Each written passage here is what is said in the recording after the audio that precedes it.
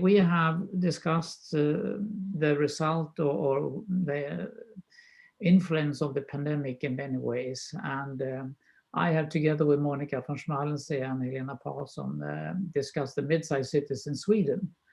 And we believe that they are quite innovative. They are quite fast in decision-making. And I think medium-sized cities in a regional perspective, they will be the winners. Maybe. So that's something that has to be questioned. But when I spoke to Michelle for some weeks ago, we thought it could be nice to have some kind of mutual learning around the question. So we together could learn more and see if there could be some tendencies that will be continued after the pandemic. So one of them who think that the mid-sized cities will have a future and also a good future. And in the period after the pandemic, it's not a given role for the big cities anymore. I think that will be challenged by the mid-sized cities, and that's a matter of innovation and so on. So I will say very welcome to this conversation. And I hope it will be fruitful and that we will learn something together. And Helle, will you say something before I show my slides? No, I think it's quite nice. You are going on quite well. I think I'll show my slides after you have introduced, the topic. It's perfect. Yes. Okay, Krista, could I invite Fernando Nunes, our president, to address the group? He is in the room. Fernando? Sure, absolutely. Absolutely. Do that, Fernando. Fernando? Do you hear me? Fernando, maybe you are muted. No. Can you hear me now? Yes. Yeah. Okay. So, hello, everybody. It's very nice to see you, even in distance. Sorry for that. This is a problem with all these things that we use now for communication. And I thank you all for to participate in this meeting. I think is a very interesting idea, and I really share with Lawrence Bars their points of view about medium-sized cities. I think that COVID-19 show us that this kind of cities until 250,000 inhabitants is more or less the definition that we use for medium-sized cities around the world. Even that in Portugal, the medium-sized cities is lower than that. We talk much more about 100,000, between 50 to 100,000 inhabitants, because we don't have large cities as in other countries. But it was very clear in this pandemic situation that medium-sized cities respond much better to the problems that the big metropolis and everything else, not only in terms of health, but also in terms of human solidarity and in new governance models and public participation and intervention and actions of very, very interesting and very some of them very innovative. And it also shows us that even in economic terms, local activities don't suffer so much like the other ones. And for example, even in Lisbon, Lisbon metropolitan area, we saw it in a very clear way that the neighborhoods that still have a sense of community, and that they have kept their own local shoppings and local services and small green spaces and a public space that is much more public and common, that in the that for just for accessibility or for mobility and cars and things like that, they support much better the situation, and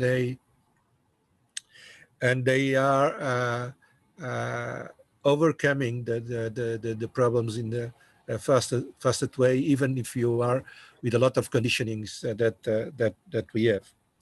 And so I think that this is an important issue, but also a challenge to think our cities, even the big ones, for the future. And I think that the ideas of the 15-minute cities that Carlos Moreno is developing all around the world, and especially in Paris, or the maxi blocks that Barcelona has putting in place, I think that are good and interesting reflections and ideas to apply in the big metropolis and big cities in the way to recreate this urban space as a kind of a system of medium size or large neighborhoods connected in a large urban space. And I think that is one of the big issues for the future, because this, in my opinion, this pandemic is only the first one. The first one of this kind of problems, maybe not always in health, but also in other kind of problems like social cohesion, for example, or for economic impacts, and that is now clear or more clear for everyone when you look for example, the cities that were very dependent of tourism in the last decade. And Lisbon, Barcelona are cases that I know quite well. The impact is tremendous in terms of unemployment, in terms of economic activity, but in terms of urban life, it's quite terrible when you walk or even when you are not in lockdown, when you walk in the city of Lisbon and you don't see people, and you see a lot of shops and a lot of small local activities closed in the center of the city, hotels that are closed, more than 60% of the hotels are closed. They don't even open, and maybe they will not open until tourism regains, and all the studies says that that situation will not come before 2025. So it's how can you keep stock and the capacity of an economic activity during 5 years without demand? So I think these put a lot of questions of our development model and how we were used to think urban spaces and to think globalization and everything else. And we are just starting to beginning this kind of reflection, because in my opinion, we thought that first, the pandemic would not be so strong and take so much time that they really have taken. Secondly, we are now in a phase that people think that with the vaccine, everything will get better in the first trimester of next year, and everybody knows that is not the case. It will take at least 1 year to vaccine people in Europe, and and for the rest we say okay, but Europe will be a fortress without any kind of contacts, personal contacts to the other ones, and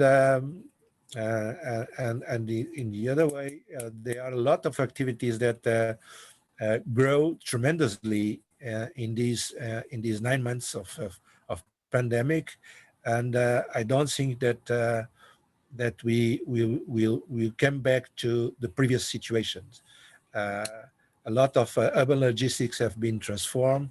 A lot of way to work, mainly in terms of the tertiary sector and in terms of universities and in terms of even in terms of medical cares, have changed. And I think part of it will still, but in another way, at least in Portugal, that is very clear.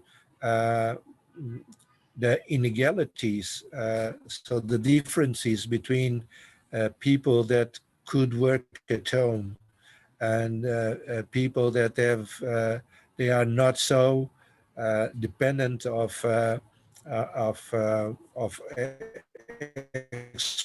exports or dependent of tourism or dependent of activities. For example, everything that is culture, everything that is restaurants, everything that is this kind of socialization activities, social activities are in a tremendous crisis. Everything that was shows and things have a reduction of 90% of their activity this year. So that is tremendous. Okay, thank you very much. So so I will finish with that. I think, like in the Greek terms, chaos is always a problem of master in one way, but in another way, it's also an opportunity of reborn and recreate new things. Thank you. Thank you very much. Christel, the floor is yours. Yeah, thank you so much. And I think this will be a collaboration between me and Helle to trying to keep the discussion going on. And Michel, you will be the headmaster of the technique. I will try.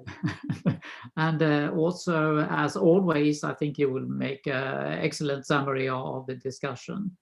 So me and Helle will start, and after that, Monica von Schmalensee and Helena Paulson will say something. And then Andreas Schubert also have some slides to show. And Larry, you have prepared something as well. And if you like to be one in the row, or if you want us to have a short discussion before your comments, you have to choose that yourself, Larry. You will have also Louis Henry from the National Saving Banks, who will speak with few words about the situation seen by the bank on this medium-sized issues.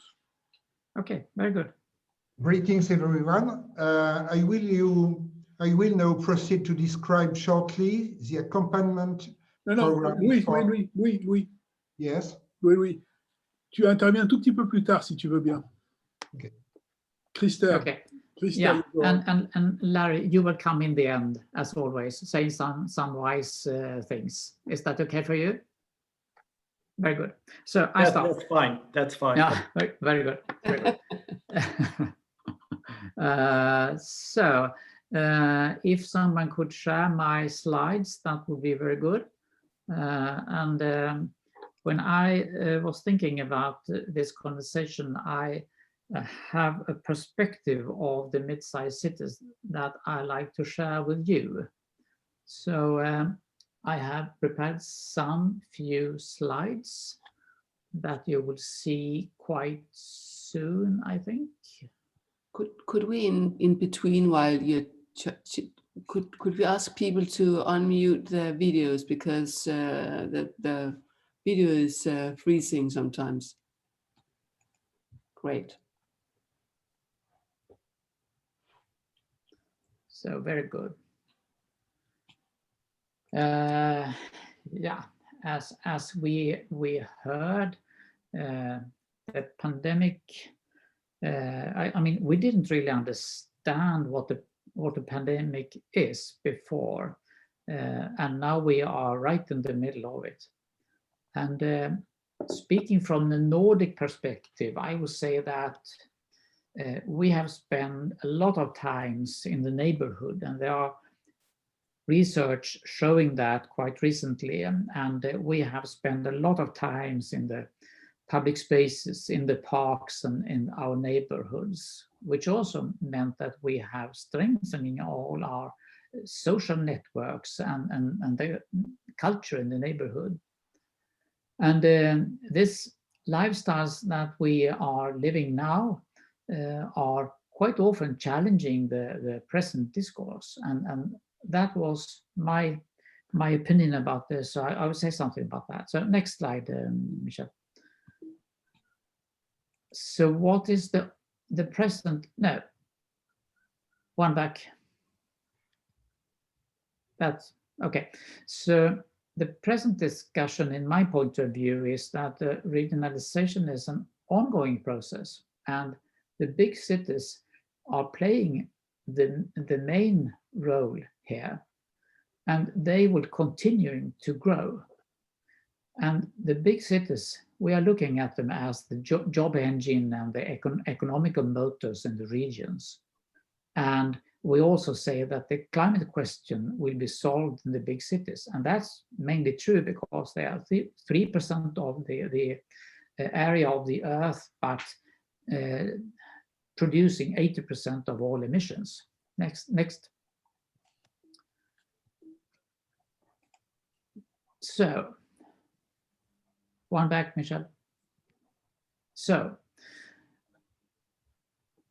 there is a much more complex picture hidden in this, I would say. So, the growth of the big cities is mainly migration and birth rate. And I don't think it's only in the Nordic, I think it's in Europe in common. And that you can, and we have also seen for many years, I would say, that the educated middle class is leaving the big cities. And the big cities are struggling with differences in health. There are a lot of unfair situations concerning housing and health and so on. And the segregation is really increasing in the big cities. And the big cities are today still dependent of using car for transportation, especially now in the pandemic times. Next. And what will happen if we considered the way that we have lived so far more convenient and more resilient, and that we more appreciate the quality of life in the way we are living today? And we appreciate also the strengthening of the neighborhood and the culture. And we are quite often talking about neighborhood economy, for example. We are strengthening also the local economy, and it's more sustainable. If we think that is true, next. Something will happen. One possible way is that there will be a change in economical structures. I mean, for example, if you're working in Trollhättan, a small city around Gothenburg, you are only going to Volvo twice a week. 3 days a week you will sit in Trollhättan and work there. Maybe not on your kitchen table, but you could work together with other people in new concepts, in small incubators, you could say. You work in workspaces where you have some kind of multidisciplinary people working there, and they will work as incubators. And the new knowledge that comes out of that would challenge the existing structures. So the big companies in the big cities would, I mean, Volvo, they are producing cars. But if you, with this new incubators, finding out some new structures, some new innovations, they will challenging the existing economical structures, I think. Next.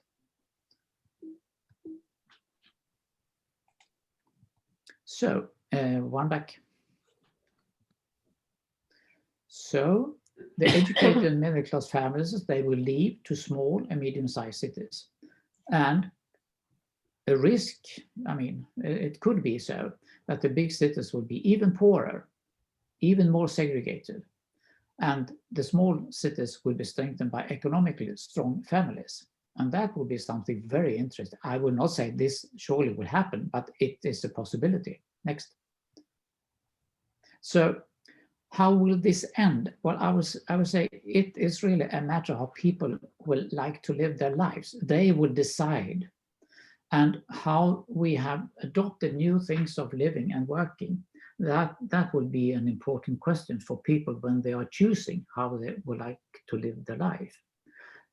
So if it means better quality to live as we are doing in the pandemic, it will never be as before. Next.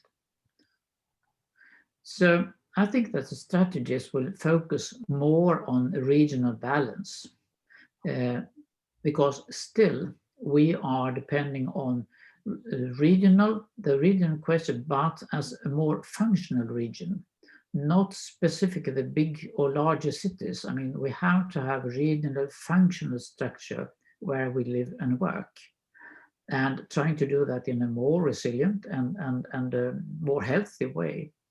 So if we could promote new lifestyles and strengthen the region as a whole, this will be a key factor for the future for the big cities and the regions around them.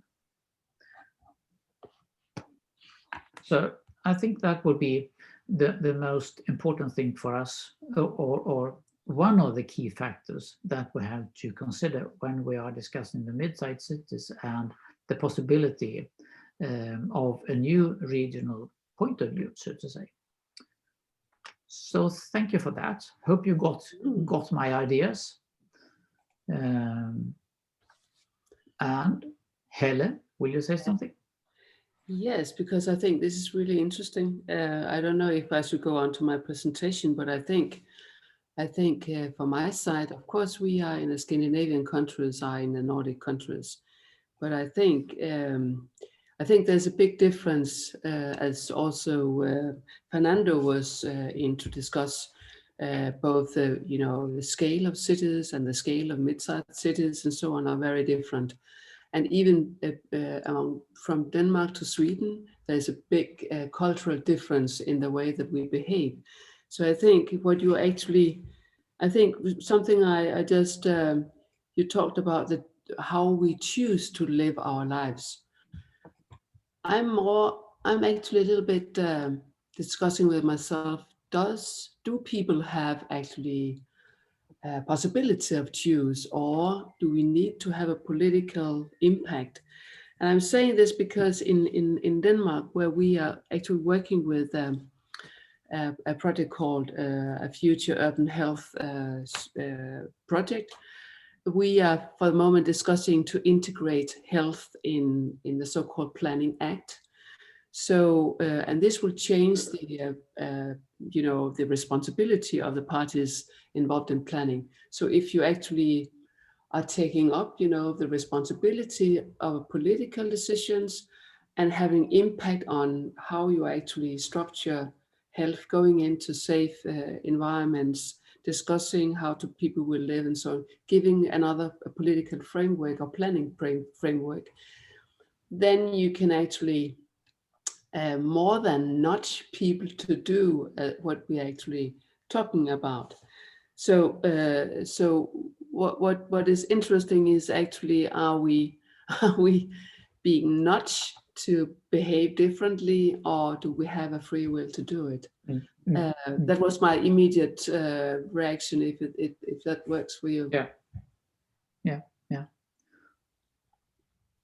So will you continue with your presentation, or will you stay like this? We can do that unless someone else would have a comment on your presentation. So, I mean, we can have some questions in between the different presentations. So if someone else like to say something, it's okay. And if not, I think we continue with Helle's presentation. So I try to share my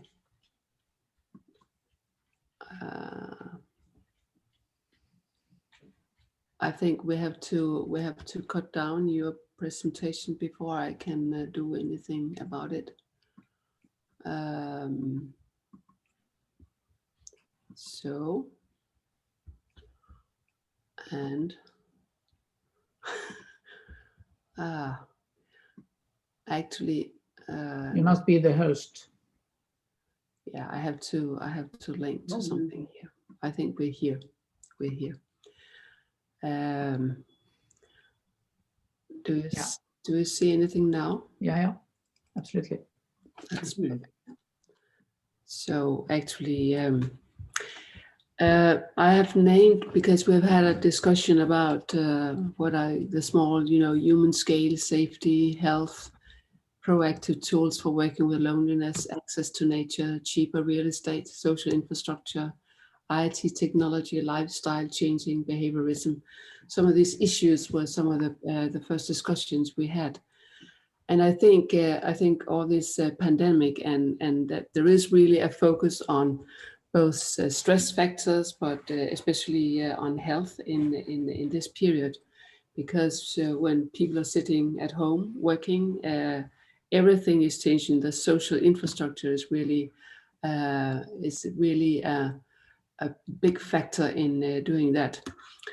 To those who don't know me, actually, I think I'll go into the window here, or yes, like this. I'm the founding partner of Youth Frost Architects in Copenhagen. This is the only picture from our office, so don't worry. But we are both urban planners, we are architects, landscape architects. We have a single philosopher and of course communication, etc. And we're working in all scales. And I think especially it's important for us to anchor everything in research. But I think also what we write is people is always at the heart of urban design. We're always are discussing and promoting health, well-being and quality of life. It's very hard just now, but I think what our experiences from also global-wise and also internationally is that the term and the concept of health, taking care of people getting heavier and heavier and getting a lot of diseases of that, is actually a broad spectrum of what we're talking about. So I think it's an issue which is have to also to be a part of, we as architects as a very important part of that, because planning and health has to be combined. So we had to be to invent proactive tools and also guidelines to be able to educate our clients. Now I can't change. Okay, what's going on now? Then I go out again. Is that because it's my own, or what is that? Now everything is just, I don't know what's going on here. I can't actually hear.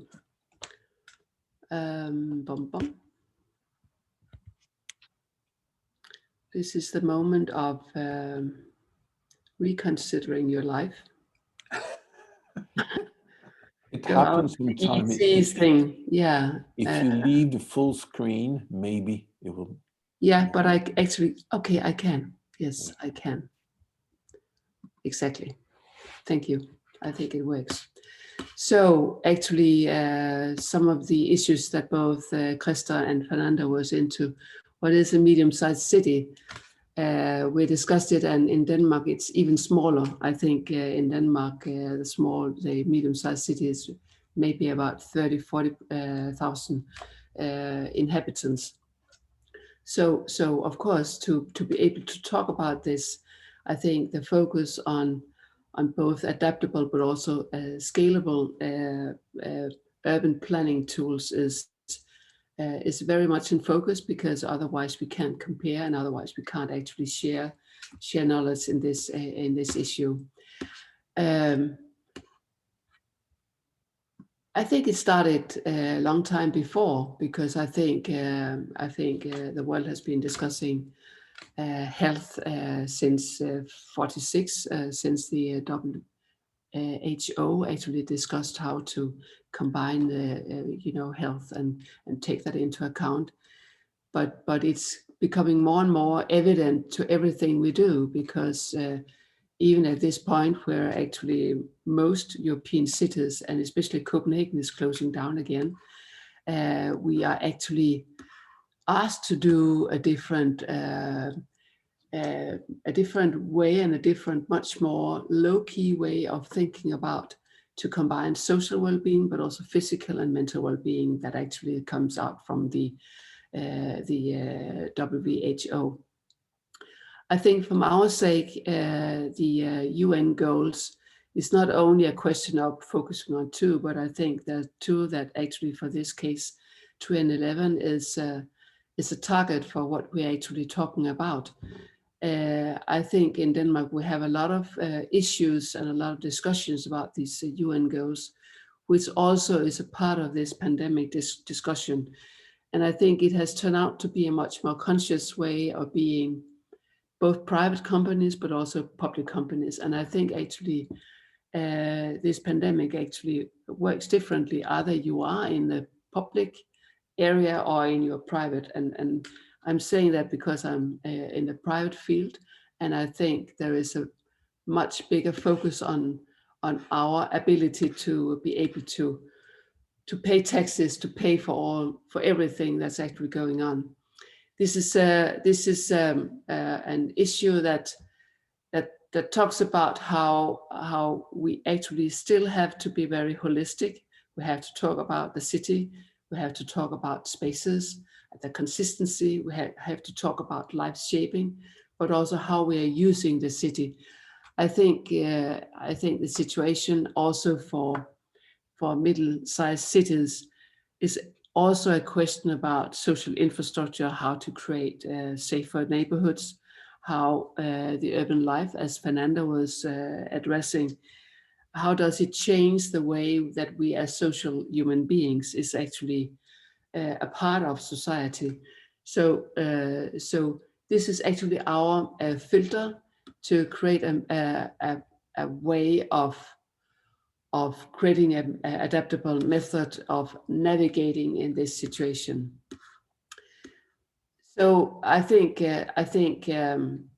both the planning issue, but also how we use the spaces, and Fernanda was talking about the empty spaces, and I think that turns people into a very different kind of human beings, not being able to be in a social context. I think we will have an impact of that for many years actually, and also these empty spaces, empty hotels.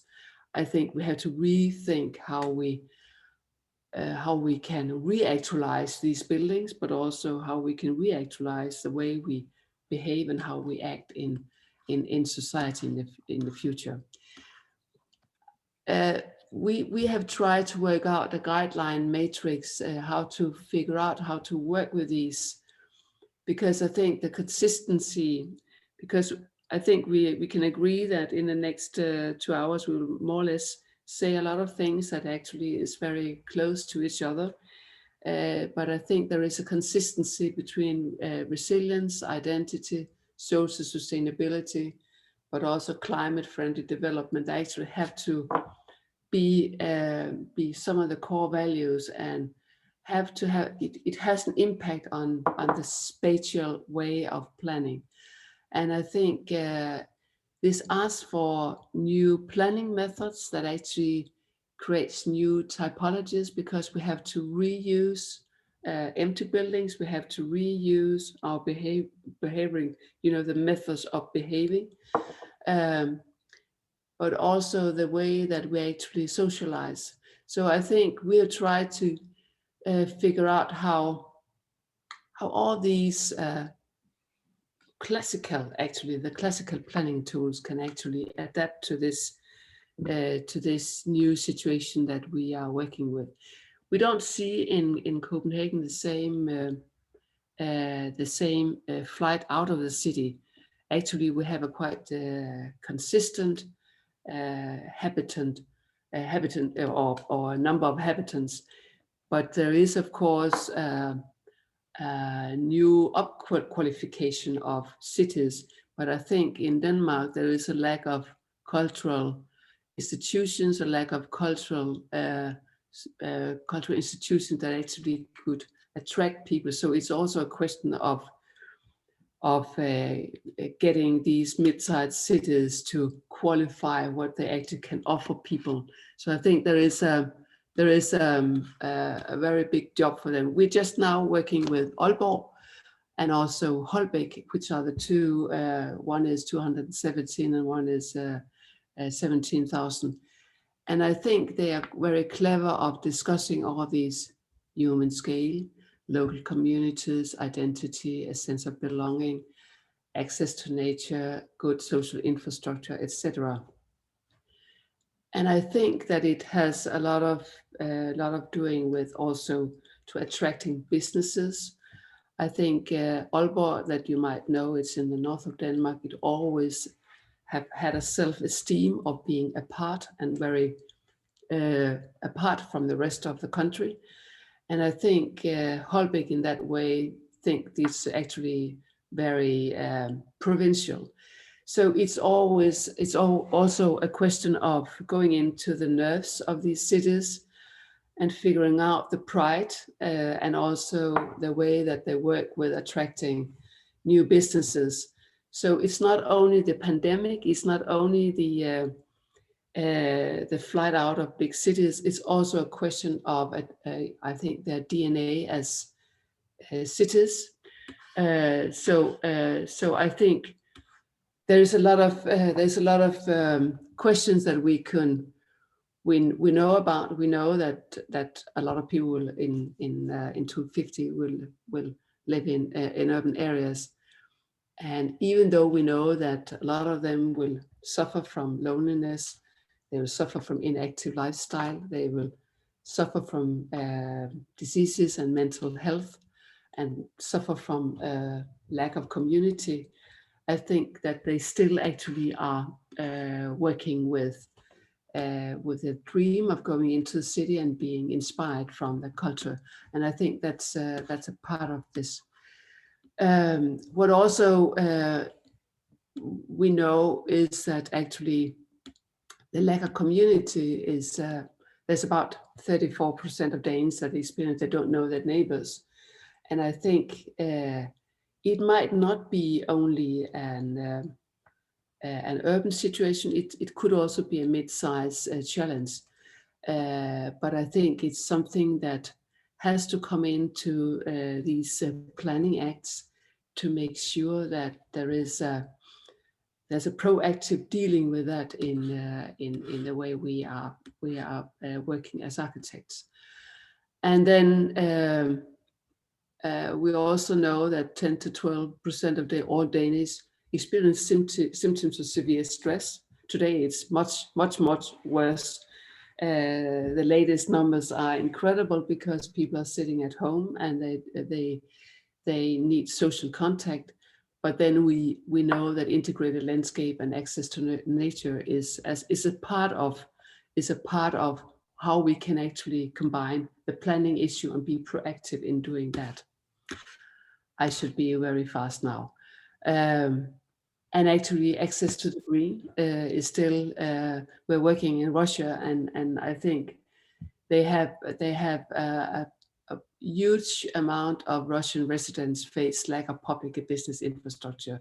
And I think globally, there is a lot of issues that we can work with as a planning tool. And I think we have to, as consultants and so on. And therefore, I think this masterclass is an incredible, nice possibility of being able to discuss how we can actually collaborate on that. So my last slide is actually, again, pointing to the future. New ways of movement. How can we actually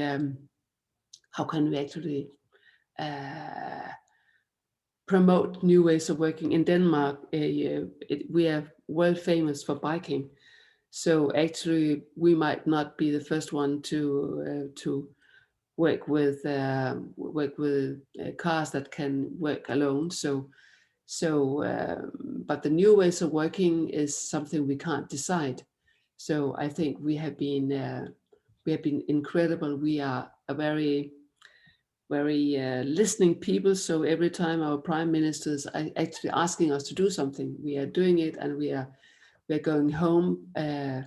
So the question is, how will the digital transitions shape the future of workplaces? How can we actually make sure that these social interaction is a part of a new way of working.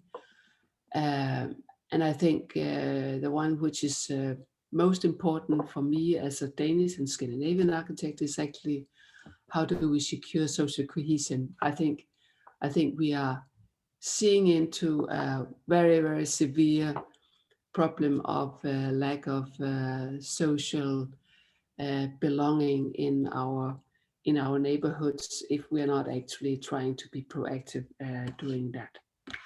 So thank you very much. I'm sorry if I took too long time, but it's a very interesting theme. Yeah, sure. Thank you so much, Helle. It was really interesting. And especially interesting that we are saying that the Danes are doing as the Prime Minister is saying. That's not really my picture of the Danes, but We do. we still learn new things. But thank you so much for also introducing health as a theme for the Planning Act. I think that's really a good idea that you're doing in Denmark to include health in the Planning Act. We don't do that in Sweden, unfortunately. And doing that in the Planning Act also shows that special planning is really crucial for solving a lot of questions. So thank you so much for that. Okay. One or two short questions before we are moving to Monica and Helena. No? Monica and Helena, are you prepared? Yes, we are. Yes. Very welcome to the theme. So you have to introduce yourself. I forgot to say that, but you have to introduce yourself and the other speakers as well. Okay, thank you. So my name is Helena Paulsson and I'm head of urban development at AFRY, former ÅF Pöyry, with a Nordic base. So we are a design and engineering company here. And I have the pleasure to be working with Krista and Monica lately, and I'm really, really happy about that. And I will tell you a little bit about our findings. Yes? Monica, who are you? Okay, I'm here. My name is Monica von Schmalensee, and I am an architect, of course, like everybody else, I suppose, in this room almost. And my former position was being the CEO of White Arkitekter, which is a very large architectural firm in Scandinavia. But now lately I have a more free role, and I was also one of the chairman and the president for an initiative from the government, which was alongside with Krister's politics for the chairman for sustainable city in Sweden. But now I'm more free, but I also have an interesting position as a major design advocate for the mayor of London. And for Sadiq Khan, health is very much an issue, and I will tell you a little bit more about that as well. But I think, Helena, if we're going to have a presentation together, we thought that Helena should start, and then I will follow with some slides afterwards. Yes, I just have to tell my husband to tell the kids to stop playing the piano. I think you can hear it. Sorry. Okay, great. So am I sharing my screen or? Yes, please. Yes, okay.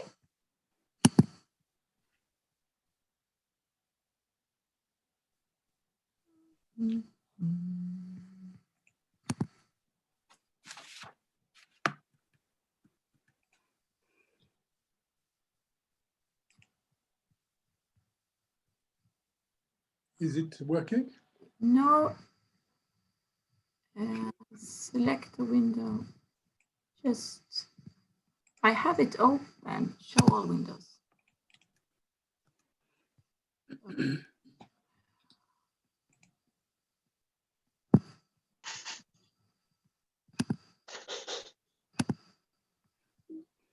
It's working, right? Yes. Yes. Thank you. Excellent. So I will start then. And I'm really happy to be here and be a part of this discussion with all of you. And today I will present a survey that we have conducted, and it's regarding what the young people of today really want from their future. And currently we're also running a forum with representatives from 5 mid-sized cities in Sweden that I would say are really in the forefront. And I have the pleasure to be joined by Christer Larsson and Monica von Schmalensee in that forum. And as we just said, Monica will soon tell you a little bit more about also some insights from that. So, and I'm located in Sweden, and as many of you, today I'm at my home office. Okay. This is what our cities used to be like, we can say, before the pandemic. And we know that you mentioned this, that we know that cities are really the key to a sustainable transition. And that is really where the large part of the transformation have to take place. And we also see today many cities and local governments that are sort of in the forefront when it comes to climate neutrality. We see that in Malmö in Sweden, for example. And they are often taking action before countries. But then what about urbanization going forward that we have talked about already today? And the question now is how that trend will really continue. You pointed out that, both of you, earlier. So this is in March, the coronavirus pandemic really gained momentum all over the world. And this is an image from an empty New York City, something I think we didn't think was really possible. So can it be that urbanization as we know it has reached a dead end and has perhaps a new form or structure? Well, I think that we are facing a paradigm shift, which obviously really have been accelerated by the pandemic.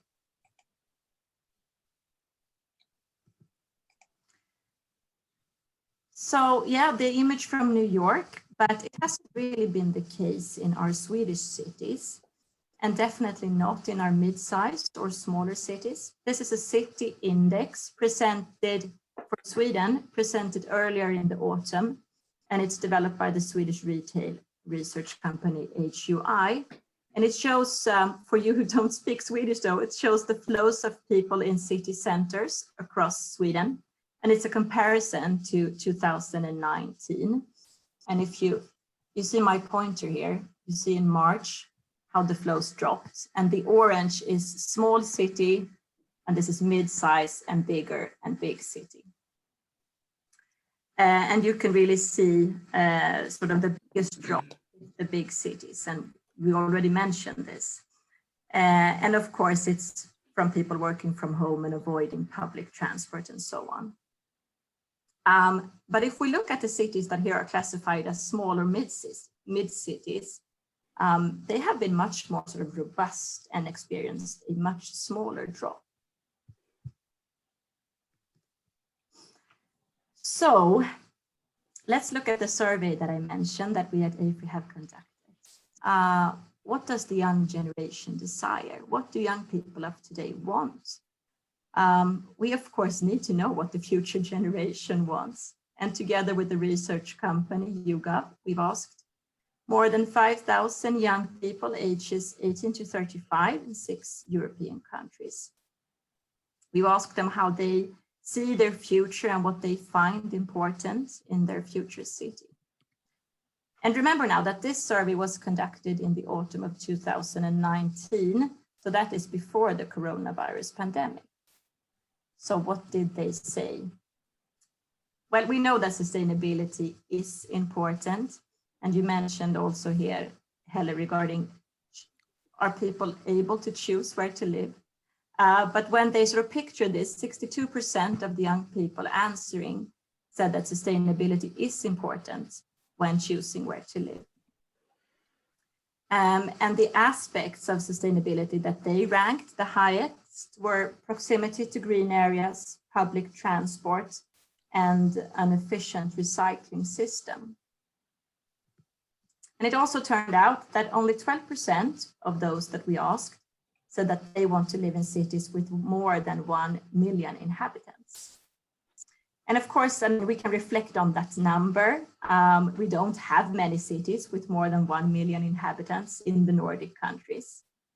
But this could be sort of an indicator that the appeal is not in the megacities, Tokyo or New York. It's not there anymore. And is this rather than a wish for a different kind of life? We also asked the young people what makes a city attractive. Well, those we asked, they ranked proximity to family and friends, access to work opportunities, and also proximity to nature.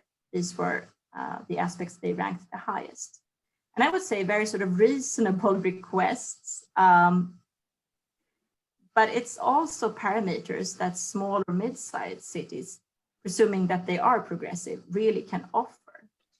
And it's again about having a high quality of life. And also the past summer, well into the pandemic, we carried out a smaller survey among 100 young Swedes.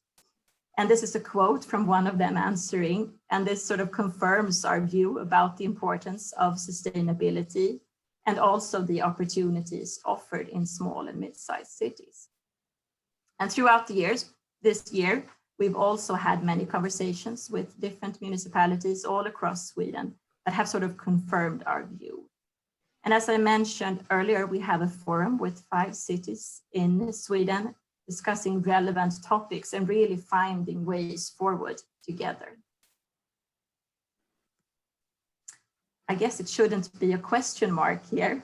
Well, in Sweden, we used to talk about busloads of people moving to Stockholm every week. And that's not longer, I mean, that's no longer the case if we look at moving patterns. And in fact, we could see that even before the pandemic. So yes, I truly believe in the renaissance of the mid-sized cities.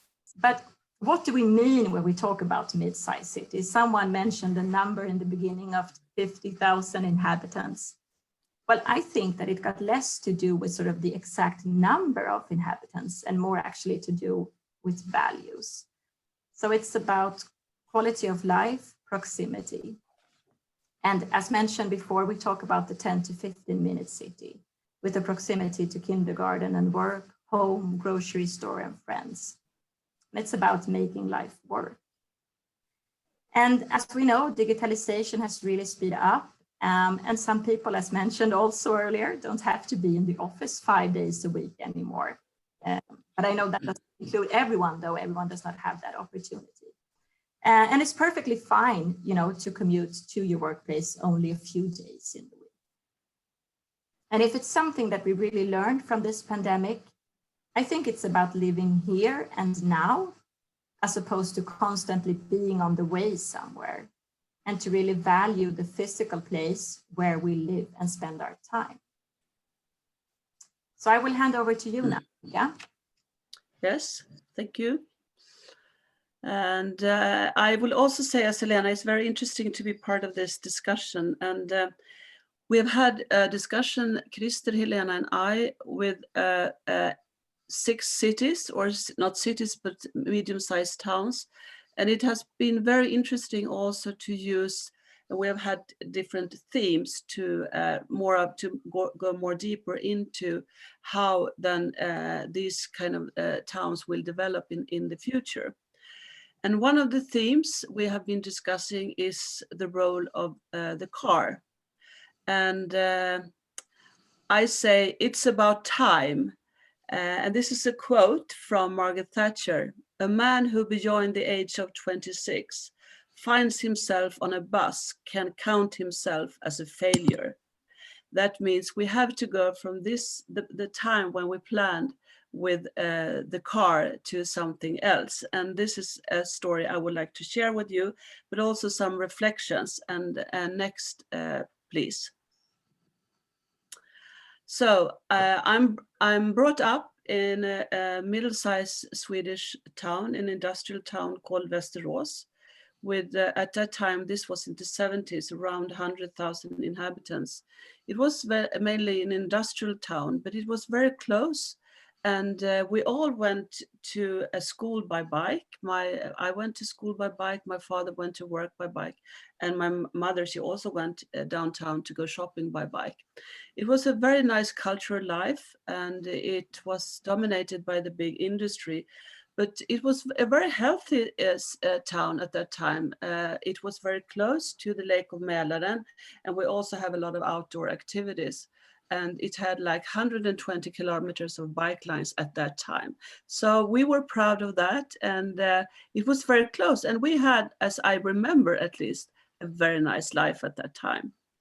So next, please. Now, today, when I come back to this town, they have the third largest shopping mall in Sweden outside this town, which means that people go outside the town, they go shopping, and it's a huge shopping mall, and you need to have a car to go from one store to another store, which means there's a lot of traffic conjunction. And it seems like something has also happened to the inner core of Västerås. Next, please. It's empty. There are hardly no shops left because they have all moved out to the outside of Västerås, and the lively life that I remember from this town is hardly, there's no life left. So this is something, I suppose, and this we have been discussing this with these representatives from this in this group with these people from these towns. And I also think, and if you take next, please. When I look at these people now in Västerås, I could see that they are much bigger, and it seems like this is very much an American lifestyle. So this was an introduction to how we talk about the cars in the mid-size towns. But I would also like to share with you a narrative that I wrote for London. And I think this is very much also something that we can discuss when we talk about the renaissance of the midtown and how we can use walkability and cyclability as a driving force when it comes to planning. It's really to have a more livable, walkable city. It must be central for an ecological urbanism, and this will involve, of course, legislation. Removing the private car as a planning tool and designing it out of the street is a key, and it is the largest polluter in cities. COVID is showing business that we can adapt quickly to new ways of working, and social distancing has exposed the pressure on both public space and the transport system. There is not one solution here, but a paradigm shift can be achieved through many small adjustments in behavior. The transition could start immediately with minimal interventions, temporary arrangements, experiments, and test phases. The transformation of road infrastructure from the past must provide additional quality urban space, just as the construction of transport infrastructure entailed the demolition of large sections of the city. It's the redevelopment must repair the urban fabric. And also that we can reuse some of the quotes that we used to have from Stockholm, from the previous Stockholm city plan, where the mayor's vision was Stockholm, the walkable city. This concise document with a clear message has been a driving force for much of Stockholm's recent urban development. Quite simply, all the development was designed around the idea that pedestrians' movement is prioritized in designing processes. And I believe very much that we can learn from each other, and that's what I really am looking forward to this discussion about different examples from different cities and towns. Thank you. Thank you. Thank you so much, Helena and Monica. I also see that there are some similarities between what we have been saying, all of us.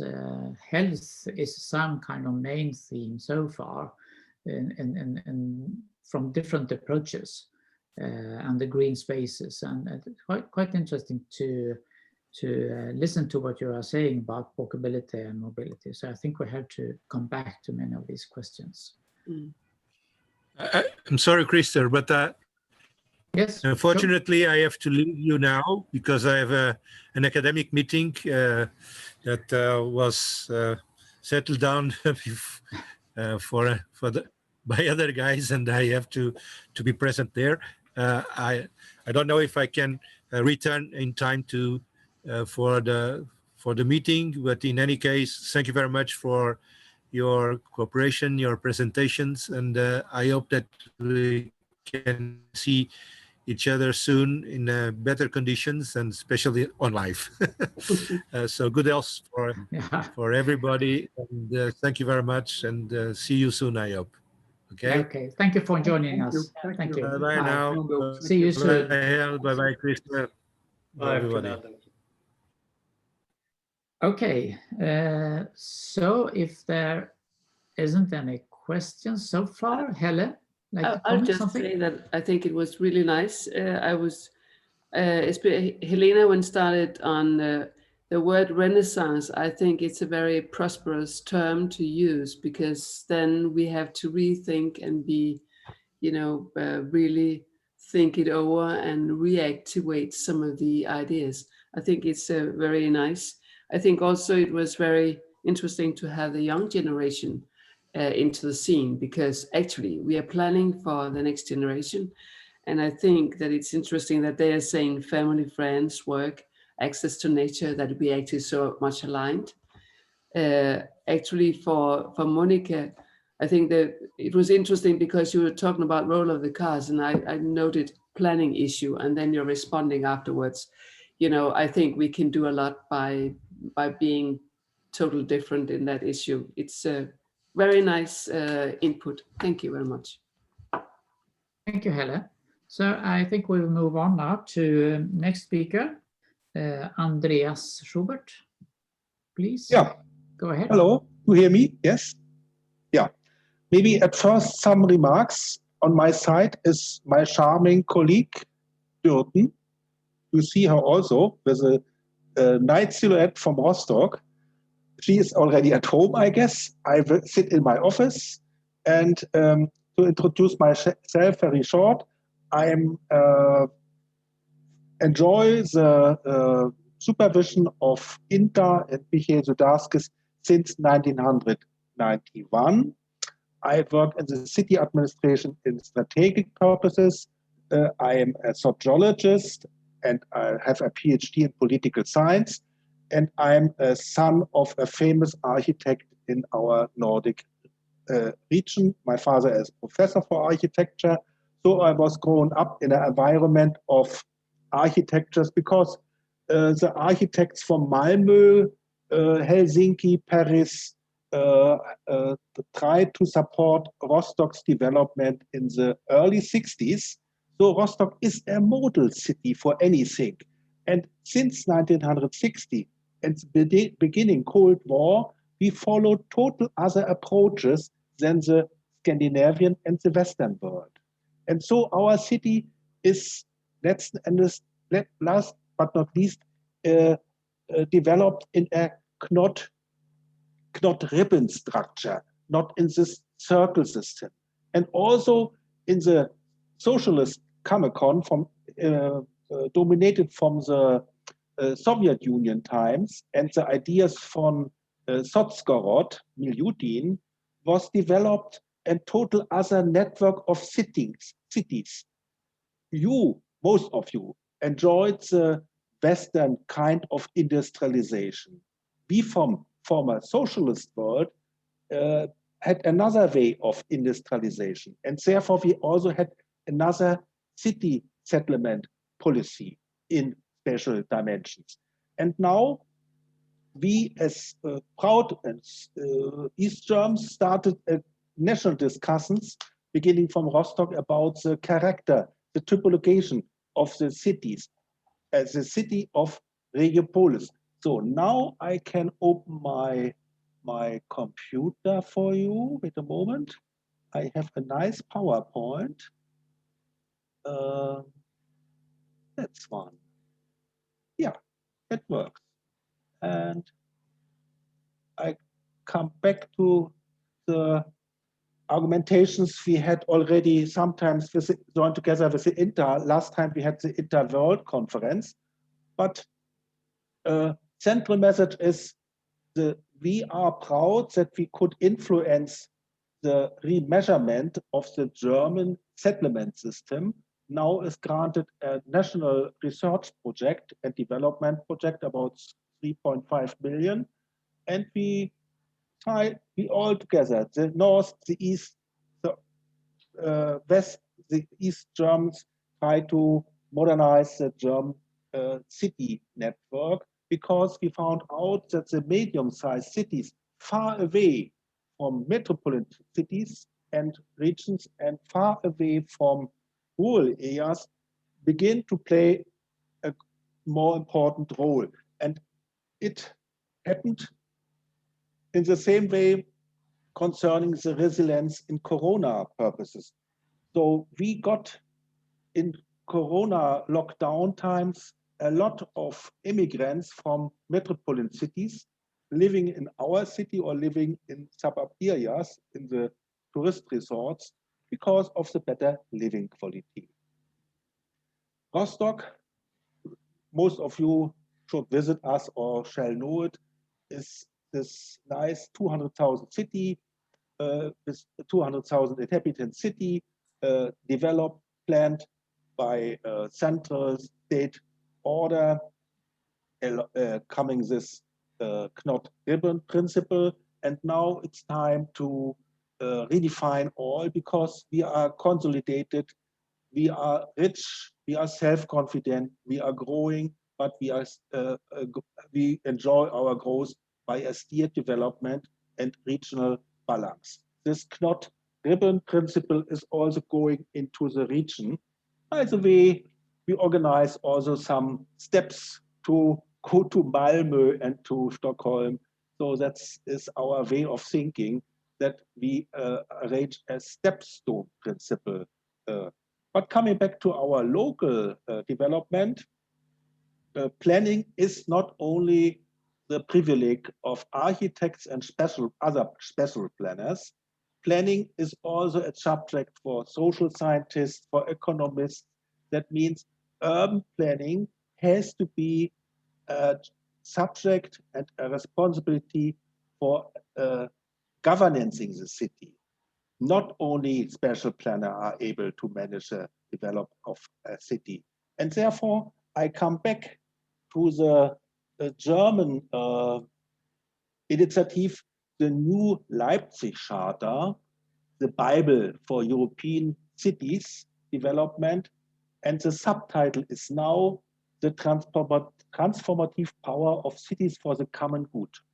And common good means we changed our minds.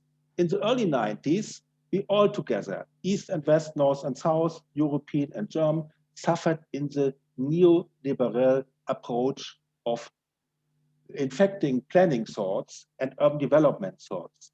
And now this campaign seems to be a little bit over and drenched by the moment how I can change my slide.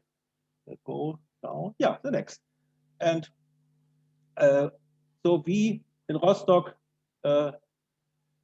aim all the time solidarity and same chances for everybody in the 90s, and now we benefit from these consequences of priority setting, of valued wide range value setting in our city strategy.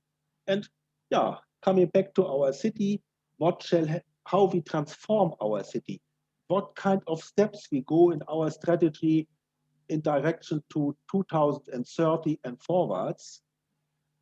The medieval historical inner city center is meanwhile totally renewed, and more citizens than ever live in the inner city and in the other knot-band orientated, orientated settlements of the city, in the city area and in the region also.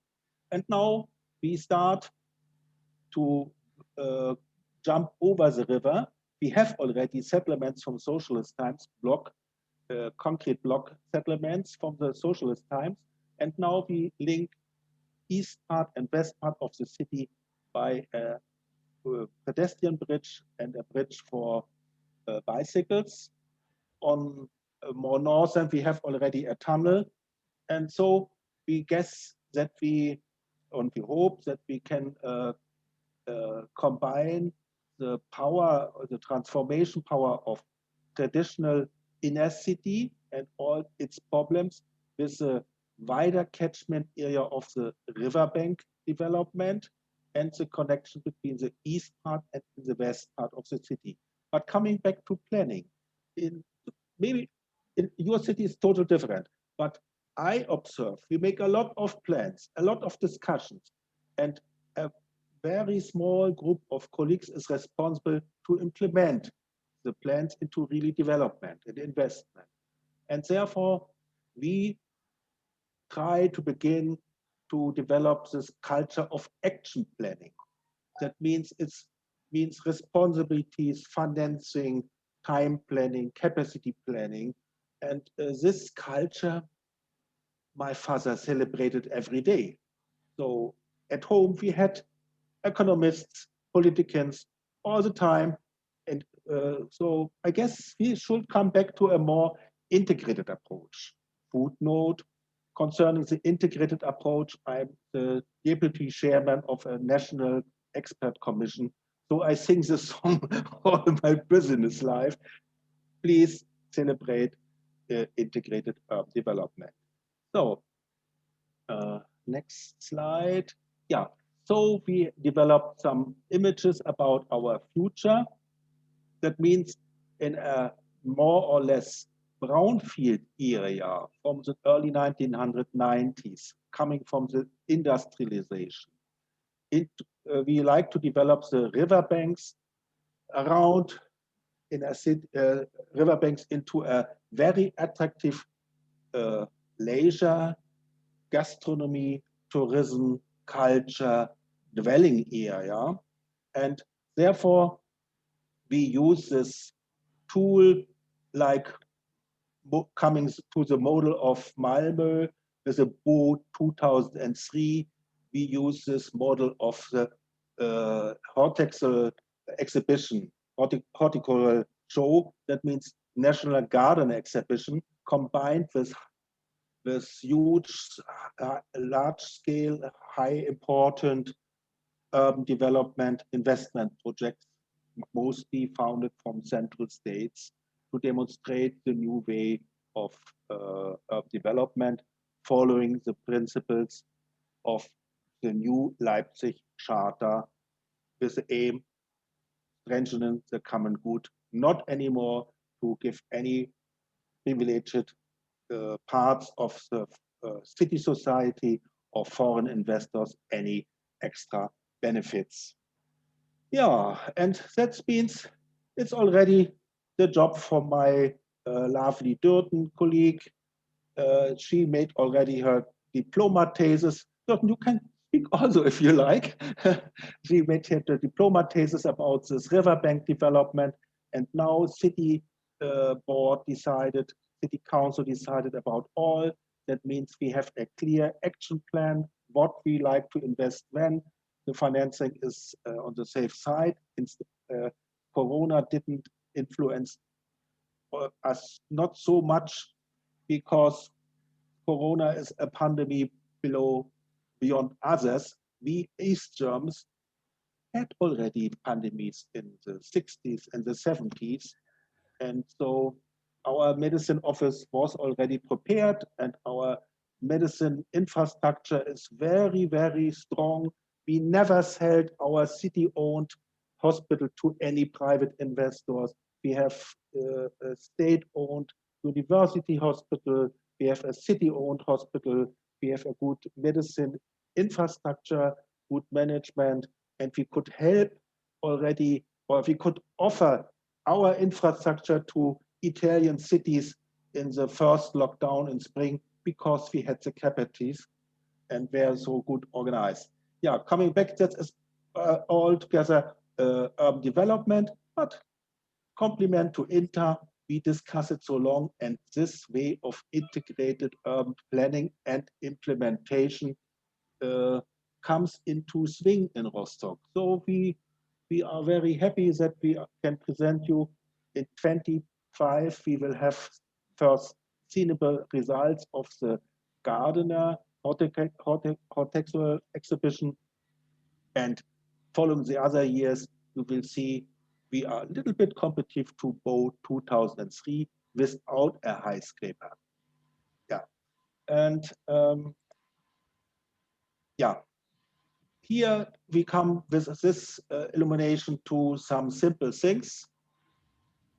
The handicap in our city administration and most of my colleagues is discussions, some more intellectual discussions, some more studies, framework planning, workshops, but no really decision in investment.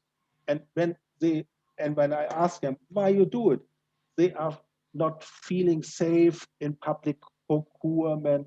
They are not safe in trying decisions concerning how to buy a bench, how to install a plant.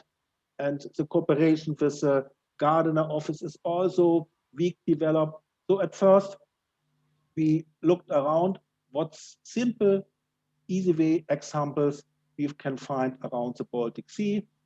And because we are well organized in the Union of Baltic Cities, a city network of about 100 cities, we got best case examples. And so we say the public space nearby the dwelling quarters should be improved by stay qualities. And we all have the Nordic climate. We have only between May and mid of October motive to sit outside. So in future and in soon future, we should have some nice shelters to stay a while longer outside or sit on a bench, because social and community behavior will change, and those opportunities, those kind of infrastructure invites us to be outside, to be a little bit in a social network, in a social group. And last but not least, the city decided about a budget of 1 million in relation to fast-track investments concerning the stabilization of retail services in the inner city and improvements for stay qualities related to the pandemic. And yeah, it seems to work. Maybe in next year we have more. Yeah, so I guess my PowerPoint is in the end, yes. Yeah. So thank you so much. Thank you. Thank you so much, Andreas. I think it's so interesting to hear how you are handling the public spaces. I think they're really crucial, and the importance of the public spaces really raised during the pandemic now. So I think we have to come back to that question. Michelle, you are the headmaster of this. I mean, we are running to 7 o'clock, aren't we? Yes. Yeah, very good. Otherwise, we have some problems with the time. So, yeah, let's continue. Helle, would you say something before we are continuing to Mr. Henry? You are muted, Helle. Yeah, sorry. It's always nice to have a case which is so consistent in planning, and it actually help us saying if you really are concise and really really precise, consistent with your planning, then we will all come to Rostock in 2025. So I'm looking forward to that. Yeah, me too. So thank you so much, Andreas. I think we have to move on to the next speaker, Mr. Henry. Could we invite Louis Henry to have a short presentation? So yes, absolutely. What's going on in France? Go ahead. Subject. Go ahead. I am an architect in Caisse des Dépôts Institute for Research. I will now proceed to describe shortly the accompaniment program for mid-sized cities realized by the Caisse des Dépôts in collaboration with the French government. It consists of a process to accompany mid-sized cities through a revitalization program of city centers, beginning with advices preceding the project to end with the following of the results. Classic. Because they concern 23% of the French population and 26% of the employment, medium-sized cities are a major part of the territorial development. Nowadays, they are the first concerned by the rationalization process of the administrative, judicial, and medical maps.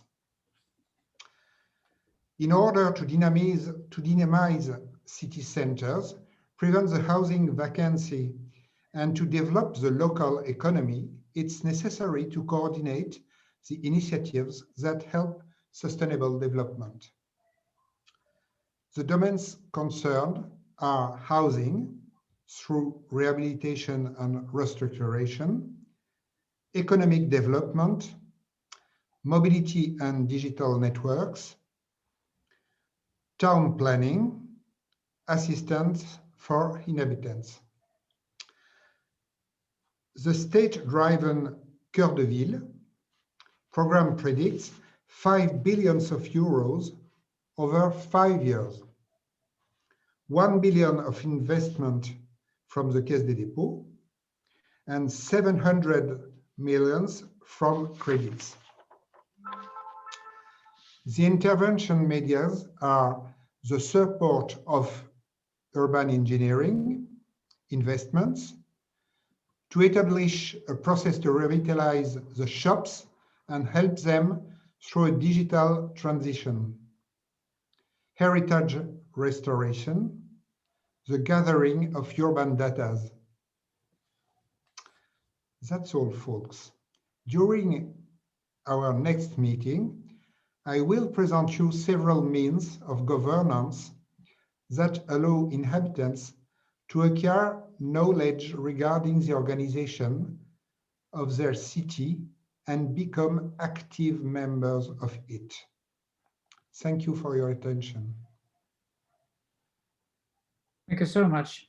I think you mentioned something in the end that other speakers also have been into, and that is governance. Governance as a question, how to manage city development and how to involve the citizens, for example. We have discussed the governance in other projects in Sweden, Monica and I, for example. So I think we have to come back to the discussion concerning governance. So thank you very much. Someone else, Helle, for example? No, no, thank you. I think it's... you are okay, yeah, okay. So Larry, would you say something and then we will have a free discussion after that. Is that okay for you, Larry? Very good, so yeah. Yes, thank you. Actually, I had prepared a few points that I wanted to mention, and it seems to me that actually the things that I wanted to say resonate with very much of what has already been said. I want to focus on sort of two key ideas. One is to bring housing and housing design back very centrally into this discussion. And secondly, to pick up on something that I believe Christer pointed out right at the start, which is the significance of the regional perspective and regional integration.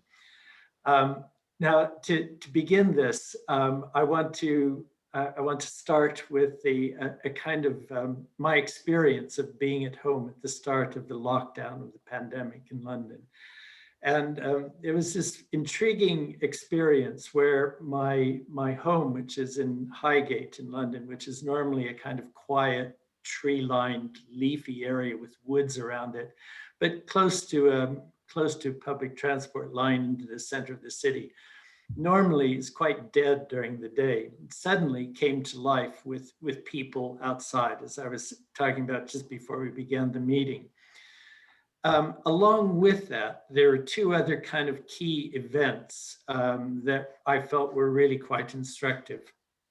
One was that it was when we would, from inside our homes, look at the television, the only people, at least in the UK, who were making any sense about the pandemic were not the politicians, but were in fact the scientists and medical leaders. And it was one of the very few times in my adult life when our media was dominated by people who actually took responsibility for knowing something rather than simply having an opinion. A second aspect is kind of put three things together here. Someone very close to me is a school head in London, runs a school that goes from primary school through to just before university, what we call sixth form here in the UK. And there are 1,200 children in the school, 200 staff. And she began to realize that there was something that was changing the performance of the school, and she needed to take action. And she did that independently in the days before government imposed the lockdown. Now, let's put these three things together. Real leadership, where I will be wanting to go, comes from people who actually take responsibility for their communities and know what they're doing. Schools, hospitals, and I think we have to broaden that population of leaders who take responsibility.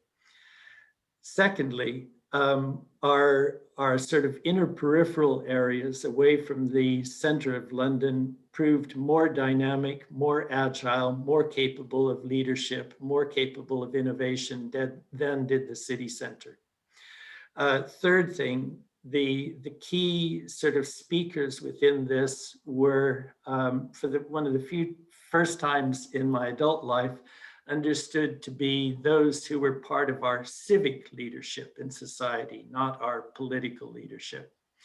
And so, you know, exactly the kind of leaders and responsible professionals that people like Trump, and to a certain extent also even Boris Johnson, had been undermining for years, were the ones who now came to the fore and had to get us out of these difficulties. So within this, let's quickly just sort of take note of a series of things that were then in a more detailed sense happening in areas like mine in London. There are 7 key trends. 1, change in retail. We all know the stories about how retail is changing. Independents are more successful than chains. It's becoming more driven by experience rather than simply footfall. And agility and networking matters, and the chains move too slowly. So the local independents are better able to manage sort of uncertainty, but they're also better able to innovate and really look after communities. Care and along with this well-being are growing, but separate out care for a moment. A vastly increasing domain, a series of choices for different kinds of therapies. So Hella was focusing on, let's say, criteria for health becoming part of planning. A big part of what we need to look at is who's actually going to be providing the care.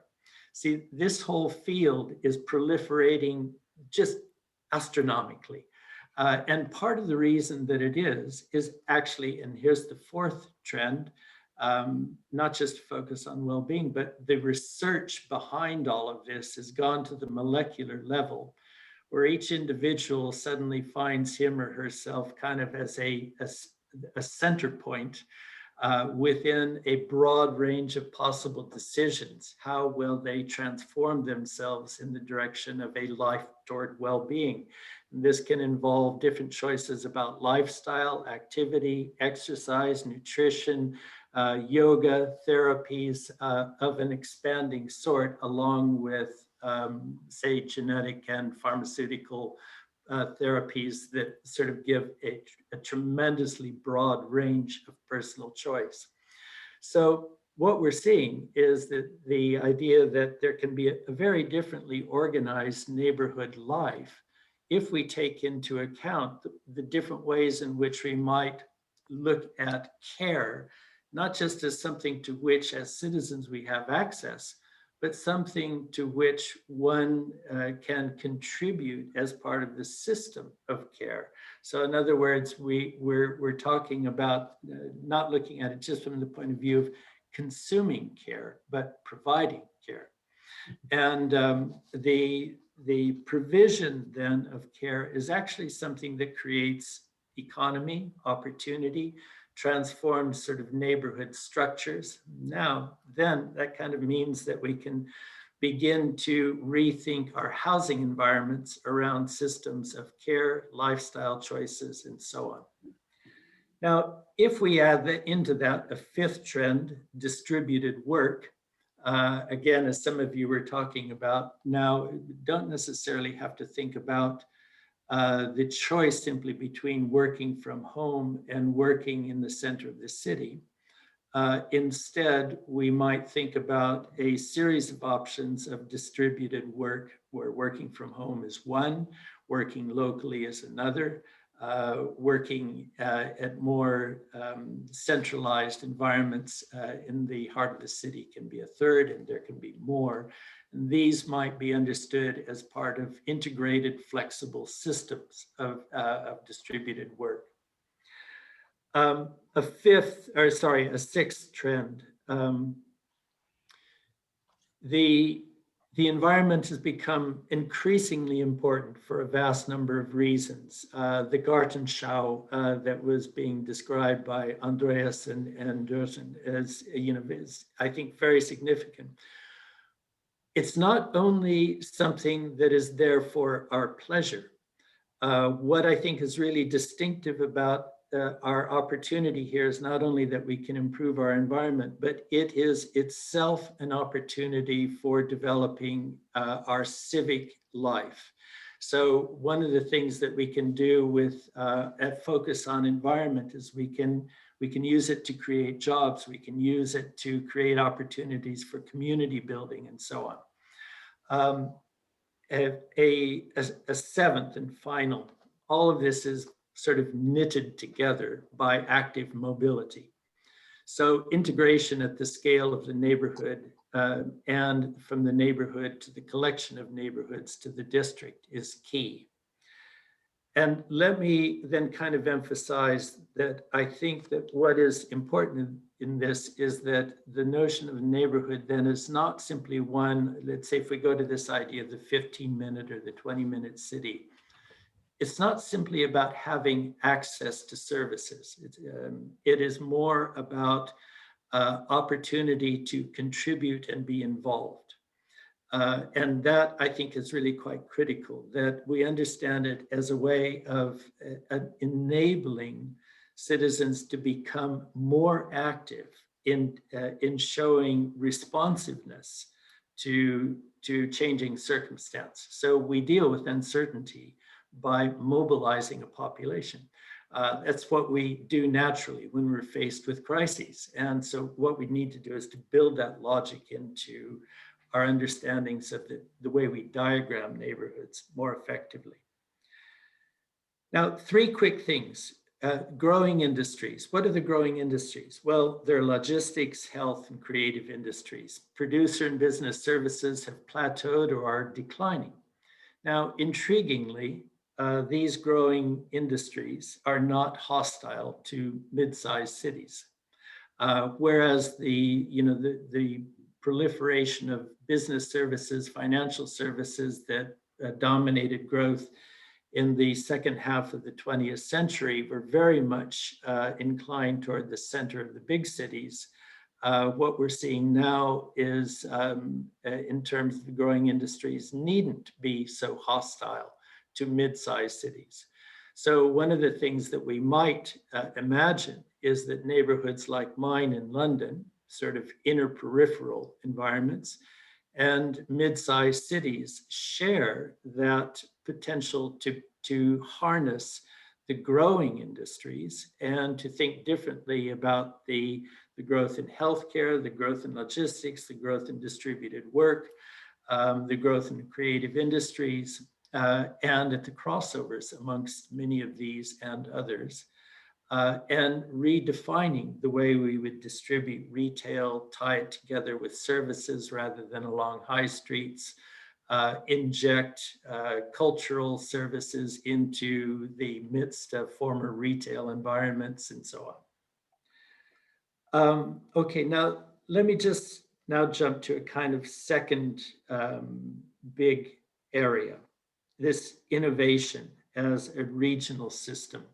I love the diagram of Rostock because one of my key points, I think, in this is that as we start to ask the question about the future of mid-sized cities, well, as we've all been saying, there are a million different kinds of mid-sized cities. So in the UK, we've got Oxford and Cambridge, which look pretty good, you know. Now, on the other hand, the UK structure is a bit weird in that we've got the sort of urban system structure of more of a developing country with one primate city and then a whole series of laggard cities. So we don't look like the rest of Europe.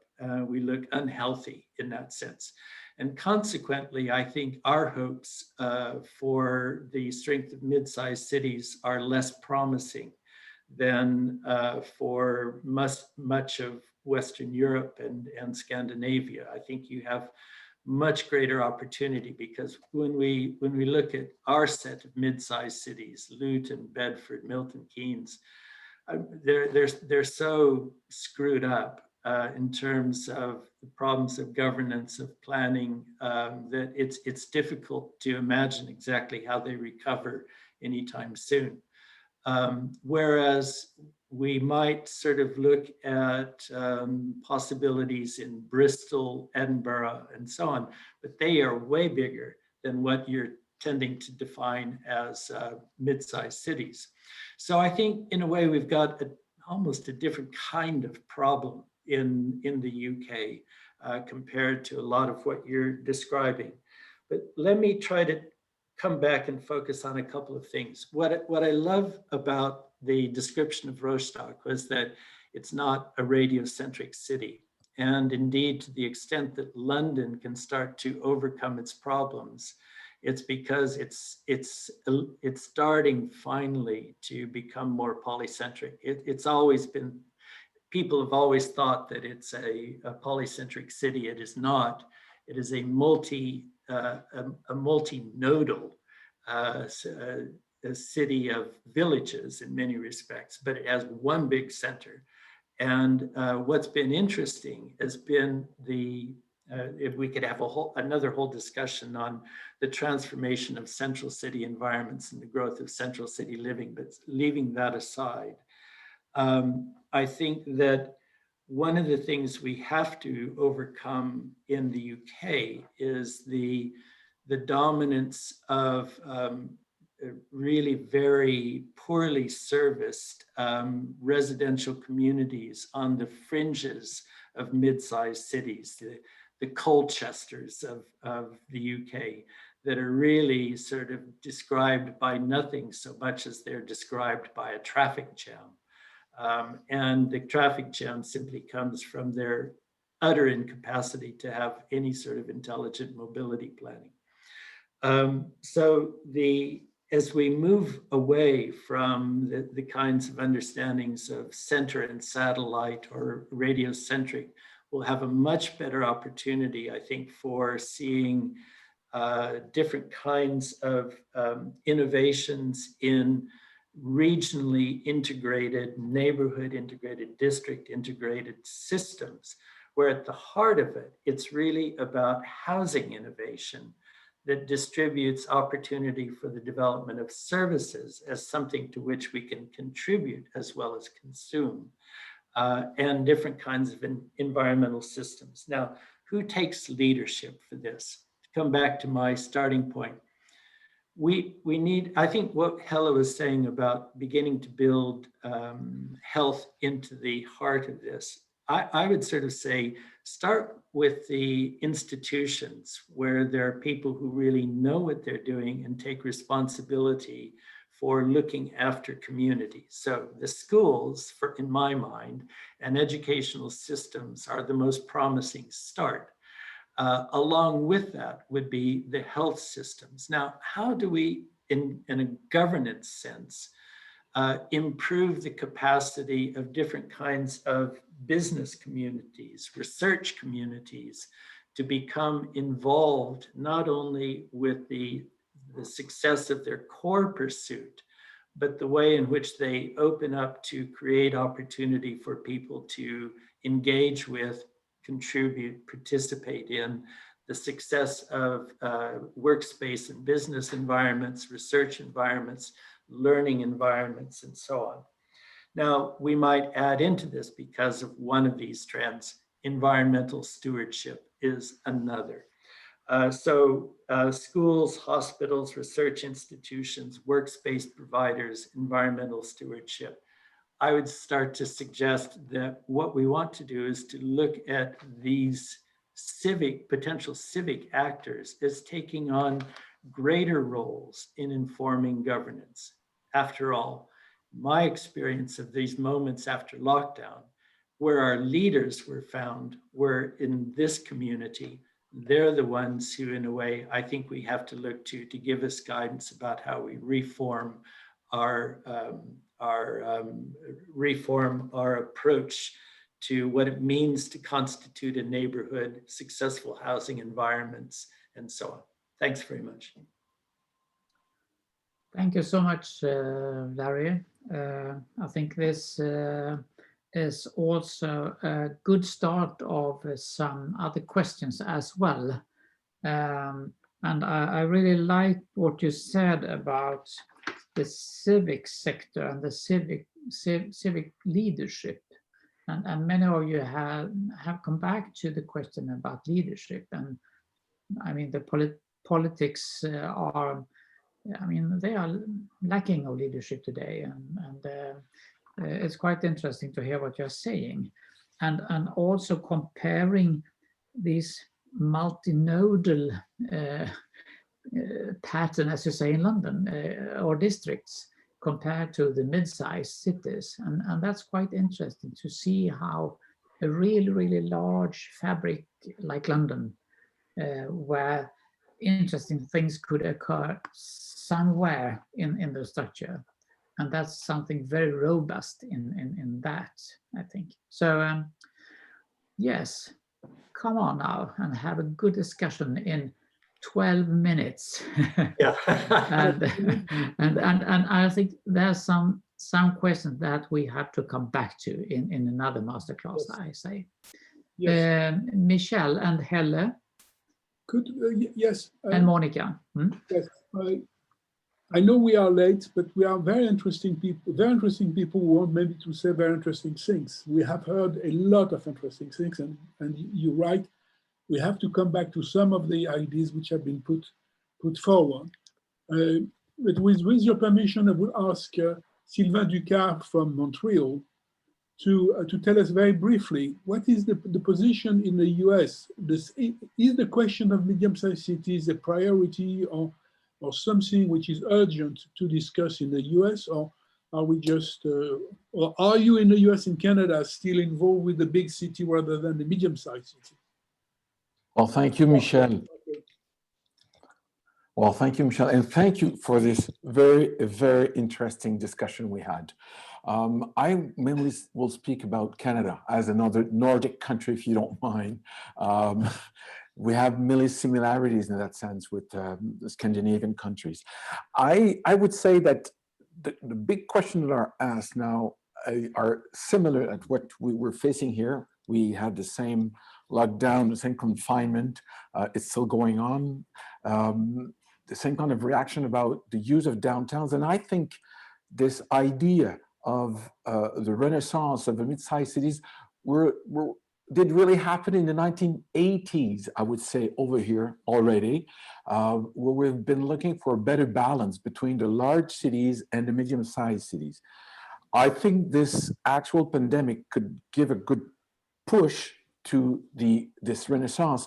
But the main question, I think, remains in what Larry just talked at the end of his presentation, is about the job market.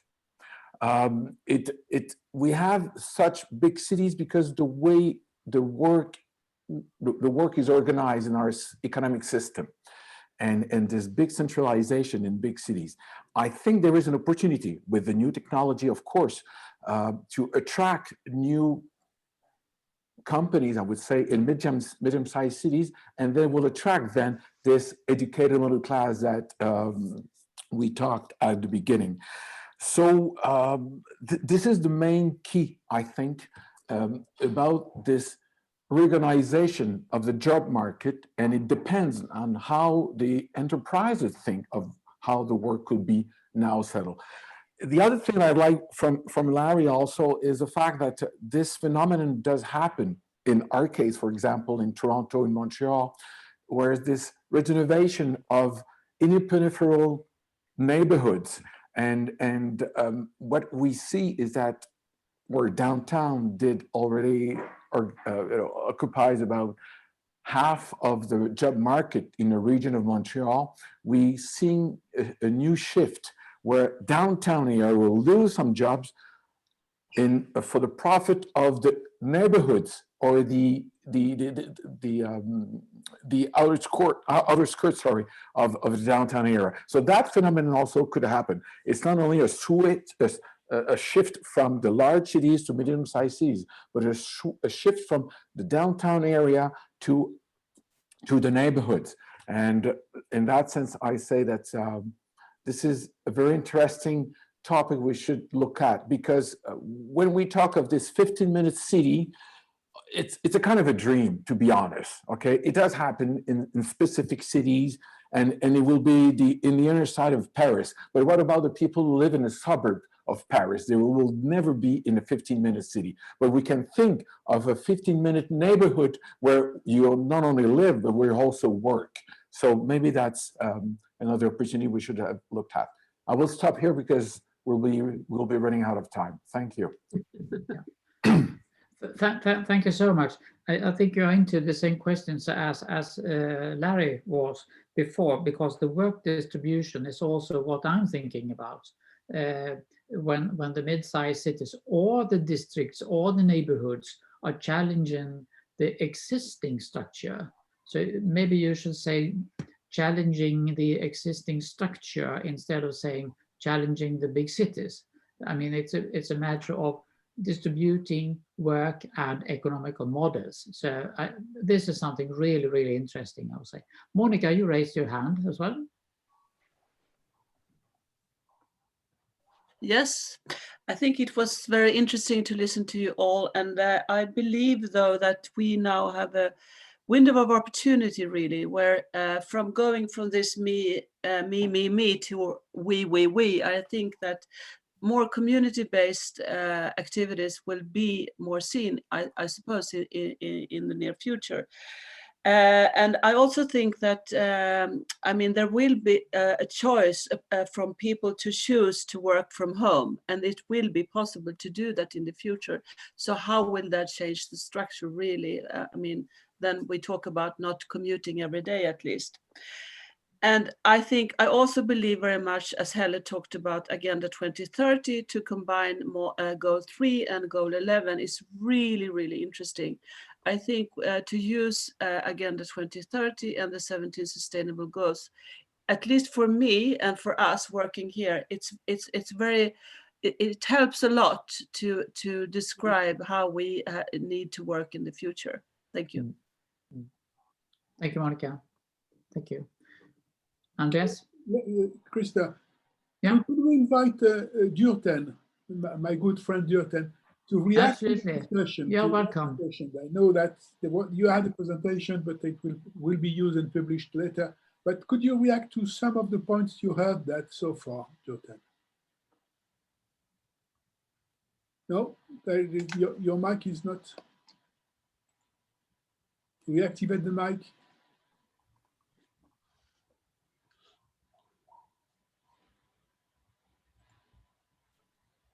To whom are you asking, Michel? Okay, that's no. Are you asking Krista? No, I'm asking Durten. Durton. I think Durton is trying to unmute. It's probably a button in the lower left corner, Durton. It seems so that there seems some technical problems. Yes, so she would add, but maybe I can give a overlapping comment to Durton. Durton, please. We had the discussions in preparation of our meeting, and I learned from point of national economy, we have European structural funds, we have structural policy, and special planner has to accept that infrastructure consists of built infrastructure and institutional infrastructure. And sometimes we have to create and to develop institutional infrastructure. And I learned as an East German, 1919 was for the Western world and the West Germans the main target to destroy all structures, institutional structures in East Germany. And concerning the pandemic, is a central state's policy now to maintenance all structures. Because if you don't have a structure for growth or the services, then you have nothing, and you have to build up new structures. And that's we name in our development jargon, capacity building. And that needs a lot of money, a lot of intellectual power, and it's not so easy seeable like to build a building. Durton, you are now ready. No. There's something difficult with Durten. So we look forward to listen to Durten next time, I would say, because we have 3 minutes left now. Sorry about that. But and we shall give some minutes to Michel as well to conclude, as always. So I would say that for me, this was really a learning lesson, really a very good mutual learning discussion that we have had this time. And I hope that you all will continue the discussion with us in some arrangement in the future. Because there were so many interesting things that being raised today, and we can't just leave them. So what's your suggestion, Michel? Okay, so we have to close. So thank you very much for asking we could propose. Of course, we could propose nothing, because we, as Andreas said, and Larry said, I don't know enough about health in order to pronounce myself as on health issues. However, I would like to say something. The discussion for me has been very interesting, because in terms of methodology, in terms of approach, first, in the sense that all of you and all of us, I should say, we try to approach the issue from a transversal, from a transversal point of view, not a silo point of view, not a vertical point of view. We were trying to approach the issues on an integrated basis, which is very interesting, because we address the health issue, to recreate a health system, and that was said very clearly by many of you, cure and care. So it's new doctors, new medicine, new health systems, new disease. The pandemic is brand new, never existed before, and we don't know what to do in front of the uncertainty. The second aspect, we introduced the urban dimension. The discussion was not off ground. The discussion was embed in reality what Andreas said, no discussion, no concept, no void concept, but action. It's action oriented. And the importance of the territorial dimension, it was underlined by everybody. Well, the point is that if we mention territorial or urban dimensions, we mention only the medium-sized cities compared to the large cities. Or it seems to me that there are more than that. You have the rural areas, which is also part of the process. You have the metropolitan areas that we have to discuss as well. And we have the regional dimension, not mentioned in the national state. So the Germans have a response, the Regiopolis. I don't know any other country who has a response to organizing the medium-sized cities as a planning scale, fully recognized by the state, and receiving funds because it has a specific strategy in relation to its specific needs. But that is something which is coming to the fore. The third element, the third facet of the discussion is that you mix the health issue with the urban dimensions and you get the healthy cities, which is putting the effort and the stress on the non-conventional, the non-medical determinants of quality of life in the cities. And that is very important. In a sense, we are trying to work in line with the UN global objective, that to make the different issues, the different development factors, a close relationship between themselves. What I said at the beginning was the integration of the issues. Another point which I retain, it's what has been said particularly toward the end of the discussion, is the importance of employment. The economic employment factor, job factor in selecting the place people want to live. It's not enough to say we want to live close to the nature, we want to live with open space, or living larger living space, an apartment bigger with terraces and so on and so on. That's fine, that's great. This is a dream. Because then the only question is, at which cost are we going to get those affordable housing, which are no longer affordable, unfortunately.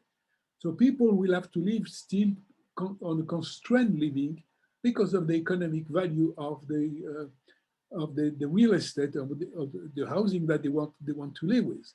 So the employment factor will be certainly a very strong factor determining the location of the people in the future. If the medium-sized cities want to invest in activities, they will have to invest in housing.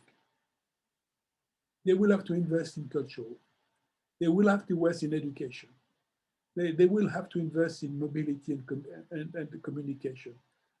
These are large city objectives and programs. So what is the difference? I don't understand what is the difference, and it should be a difference. Another element which has been overlooked in my view is the mobility aspect. Not that nobody has mentioned mobility. The fantastic pictures of the cars, the congestion of cars on the highway is a fantastic illustration of what is wrong in our society. But what about the train, the railways? Are the railways ready to irrigate the country and provide services to all medium-sized cities in regions where there is a need to concentrate activities, population, and so on? And that is an interesting debate, because if we consider, as Monica said, we don't want to mention car anymore. There is no car, they just dream a no car society, no car living. That may happen. But there will be certainly mobility with strong infrastructure. Andreas is right. If we don't have infrastructure, we have nothing. And what is the most important infrastructure? It seems to me that it is the train, the railway, for the time being, regional railways. very regional railways. You have the experience in Germany, we have the experience in France. In UK, you have the same experience. I don't know in Canada if you have the local railway system. No, you have something which is inter-provincial railways. Yes, okay. That will certainly determine the fate of the medium-sized cities. If we take some example of the very expensive cost, I mean, not mentioning the high-speed railway, I'm mentioning the regional railways. What you have in Germany is Rostock, Berlin, for example. It's a fantastic railway which goes even to Bremen and Hanover and Hamburg later. But this is a kind of regional railways. Without that, I don't believe that the medium-sized cities may have a lot of difficulty. The third and fourth element is the digital facilities. Do you believe that digital proximity will replace physical proximity? Do you believe that the digital services, as we know them now, will be able to satisfy all the cultural demand of the people living in medium-sized cities or not? I doubt. I want to be negative, but I doubt. I've been impressed by the creativity of the artists playing or offering cultural services without the people in the theaters or physical people in the concert hall. But you have a wonderful program of music, of theaters and literature, which are digital. But does that totally replace the physical experiences that we could have in this particular sector? So again, I have some difficulties to be the white knight defending the medium-sized cities. Next, the governance. We discussed the governance. That I will stop here because I see some nervousness around the table. The governance. Yes, but what about the governance between metropolitan and medium-sized cities? Who is going to take the leadership between those two territorial levels? How do we integrate territorial level of the medium-sized cities with the territorial of the communal level, yes, and the metropolitan level? And there is a need to invent a mechanism by which there is an governing integration of the governance system between those different territorial levels. And as that has been said several times, which the next society or the next planning policy should involve the people, the citizen, right? Fine. How do we represent the citizen in the decision-making process at all territorial levels? Where do we put a hierarchy of decision-making? And I totally agree with that idea by Larry, the civic leadership, the difficult, I don't want to use too strong words, the hesitation of the political class. The hesitation, just to say, is that simply. And the liberty, the freedom, the flexibility of the civic innovation. And that, in my view, is something important. But how do we represent them into the institutional mechanism? Because we have nothing to introduce the citizen into the institutional system. They do not exist. They do not exist. So the political governance integration between the medium-sized cities and the other level of the terrain seems to me quite important. And last but not least, are the medium-sized cities ready to invest largely in the provision of infrastructure, services, housing facilities that match the economic and social needs of the big industry, of the big companies? Because they are still there. The car manufacturer, the technological manufacturer, the retail, the retail chain and so on, the innovation, the mechanical innovation, biochemistry innovation. It's not small. These are not small companies. They are big companies, and they have needs, and the needs have to be satisfied by the territory. So the question how the medium-sized cities will organize themselves in order to provide, if they have the resources, and what happens if they don't have the resources? Are they going back to the state and asking the state to pay for the infrastructure in the medium-sized cities? I doubt. So there is some uncertainties here which have to be discussed. I don't want to be negative or pessimistic. I think it's very exciting what has been said, and I find myself so excited that I went into the limit of excitement. You know, I'm borderline. And this is the result of the confinement. Thank you.